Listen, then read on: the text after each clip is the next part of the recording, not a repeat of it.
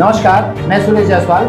आज एक पीड़ित महिला हमारे सामने है जो यहाँ की सरकार या हमारे देश की सरकार नारा लगाती बेटी बचाओ बेटी पढ़ाओ का, बेटी बचाओ बेटी पढ़ाओ का नारा लगाती, बट यहाँ पे हमारी भारतीय जो महिला है, हमारी बहन, हमारी बेटियाँ या समस्त महिलाएं, वो कहाँ से सेफ है। और नाला सुपारा बस्ती विहार में ये आए दिन ऐसा मैटर होता है कि महिलाओं के साथ बदतमीजी होता है, महिलाओं के साथ छेड़छाड़ होता है। कोई महिलाएं अपनी इज्जत बचाने के लिए या पैसे के पावर में किसी को ऑब्जेक्शन नहीं करना चाहती, बट जो ईमानदार है, शरीफ है, वो कभी अन्याय बर्दाश्त नहीं कर पाएंगे। आज हम यहाँ पे हैं, ये मिस्टर प्रभाकर पांडुरंग चोरगे जो 76 वर्षीय ओल्ड है, जो उनको शोभा देते हैं। उन्होंने 30 वर्षीय महिला के साथ उन्होंने बदतमीजी से पेश आया है। जो महिला उनके ही घर पे 2.5 लाख रुपया डिपॉजिट देके और 40,000 रुपया महीना प्रति महीना रेंट पे करके उनके यहाँ पे रहते थे, उन्होंने अकेले का या मौके का फायदा उठाया है और उनके साथ में बदतमीजी किया है। आइए आज हम महिला से बातचीत करते हैं। नमस्कार मैडम। मैडम ये जानना चाहता हूँ, ये जो प्रभाकर पांडुरंग चुर्गे हैं, आप वहाँ पे एज ए रेंटल बेसिस रहते थे, कितना डिपॉजिट दिया था आपने हमको? 2.5 लाख रुपए। 2.5 लाख रुपया, ओके। और रेंट 35 से 40 हज़ार। 35 से 40,000 रुपया, ओके। वो आप उनसे रेंट पे करते थे, बट वो जगह तो इलीगल जगह है। जी, वो हमको बताया ही नहीं गया। अच्छा, आपको बताया नहीं गया था। तो मतलब इलीगल जगह पे उन्होंने आपको 35 से 40 रुपया कमा रहे हैं वो हर महीने, और वहाँ पे 10 से 20 गाले, ऐसा नहीं कि आप एक अकेले थे वहाँ पे। ओके, तो वो जगह पे आपको उन्होंने साथ कभी और क्यों ऐसा बदतमीजी किया? उनको अकेले मौका पाके उन्होंने ऐसा क्यों? उनका रवैया ऐसे ही है, महिलाओं के साथ उनका रवैया ही ऐसा है। और जिस दिन ये इंसिडेंस हुआ उस दिन वहाँ पे कोई नहीं था, तो मौके का उन्होंने फ़ायदा देख के उन्होंने कुछ अश्लील बातें की, कुछ ऐसे कि तू अच्छी लगती है, तू कश्मीर चल मेरे साथ, मुझे तू सुंदर दिखती है, ये ऐसे कुछ और थी जो मैं बता भी नहीं सकती। जी जी जी। और उसके बाद वहाँ पर कोई नहीं था, मैं और मेरे हस्बैंड कुछ 5 मिनट के लिए बाहर गए थे वो टाइम पे। उन्होंने वो मौका देख के उन्होंने मुझे पीछे से पकड़ा, बाकायदा इसका CCTV फुटेज भी है। और जब हमने उनसे सामने से ये बात करनी की कि आपने ये जो कुछ किया है वो गलत है, तो उनका उल्टा जवाब हमें ऐसा था कि तुझे जो करना है कर ले, अगर ये किसी को बताया या फिर ये किसी के पास में दिखाया या फिर इस पे एक्शन लेने की कोशिश की तो मैं क्या करता हूँ देख लेना। अच्छा, उन्होंने आपसे बदतमीजी भी की और आपको धमकी भी दी है। ओके। और ये उनका कंटिन्यू था। मैंने वहाँ पे 9 महीने रेस्टोरेंट चलाया है, तो ये इंसिडेंस होने के बाद उनका कंटिन्यू ये धमकी देना शुरू ही था। तो ये चीज़ों को हम सब परेशान हो गए थे।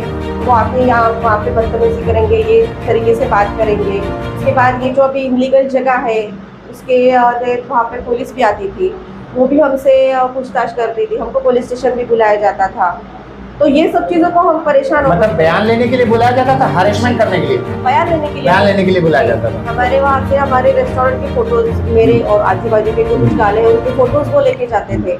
मतलब हम वहाँ पे बिजनेस कर रहे हैं, हम हमारा व्यवसाय है जो भी हम वो कर रहे हैं, ये चीज़ों से हमारा कोई लेना देना नहीं, फिर भी हम ये चीज़ में सफ़र कर रहे थे। तो ये सारा मतलब इनका हरेसमेंट है पर्सनली, जैसे व्यवहार उनका अश्लील, बर्ताव अश्लील ये है, फिर जगह इलीगल है, ये सारी चीज़ों को हम बहुत फ्रस्ट्रेट हो गए थे। वहाँ से निकलना भी था वैसे भी, पर चलो हमारा बस बना बनाया पैसा इन्वेस्ट किया है, बसाया बिजनेस है, मैं अर्निंग सोर्स मेरा खाली वही था, एक ही था। तो इन्होंने कुछ धमकी वगैरह दी आपको? जैसे आपने कंप्लेन किया था, पुलिस ने अगर जो फुटेज आपके पास में है, जो आपने बताया है कि आपके पास वीडियोस है, अगर वो लिया होता तो उनकी जमानत नहीं थी, बट पुलिस ने जानबूझ के केस को कमजोर किया, आपको लगता है ऐसा?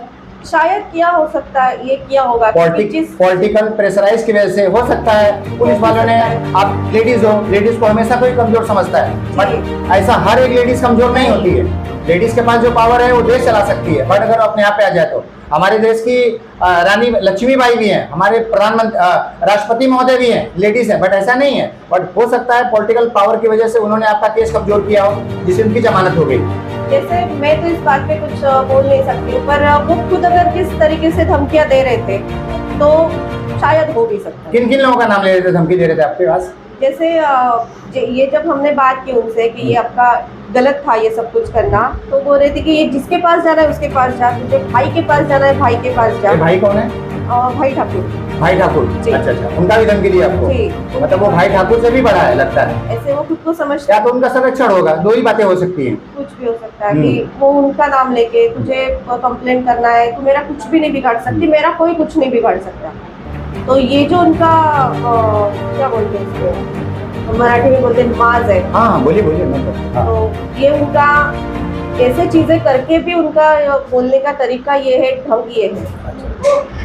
मतलब उनको किसी का डर नहीं, उन्होंने गलती किया, उनको डर नहीं है, उल्टा ये महिला को धमकी दे रहे हैं, तुम भाई ठाकुर के पास जाओ, किसके पास भी जाओ, डर नहीं है। इसका मतलब वो आदमी यहाँ पे जिन जिन लोगों का नाम लिया है वो लोग इन्वॉल्व है, प्लस उसने जो इलीगल बांध काम किया है या इलीगल जगह पे पैसा कमा रहा है, इसमें नगर महापालिका के अधिकारी, यहाँ के बोलिंज के पुलिस प्रशासन और यहाँ के लोकल पॉलिटिकल पावर, उन लोगों ने सब साथ में मिलके इनके साथ में अन्याय किया है। जो ये महिला का जो हिसाब से कहना है, वो हिसाब से तो यही देखते हैं कि यहाँ पे महिलाएं सेफ नहीं है। जॉब करके महिलाएं आती हैं जाती हैं अपने घर में से, जब अकेली महिला के साथ जो खुद 40,000 35,000 रुपए रेंट पे कर रहे, 2.5 लाख रुपए उन्होंने डिपॉजिट किया है, उनके साथ जब ये बदतमीजी कर सकते हैं और सामने वाला अपने पॉलिटिकल पैसे का, पावर का गुरूर दिखा रहा है, घमंड दिखा रहा है महिलाओं को लाचार करने के लिए, दबाने के लिए, तो समझ सकते हैं यहाँ वसई विरार का क्या होने वाला है। अभी भी मैं यहाँ के वरिष्ठ अधिकारियों को वार्न करना चाहता हूँ कि एक महिला के साथ अन्याय हुआ है तो अभी भी सुधर जाओ और आप ईमानदारी से अपनी ड्यूटी निभाओ। जय हिंद, जय भारत, जय महाराष्ट्र।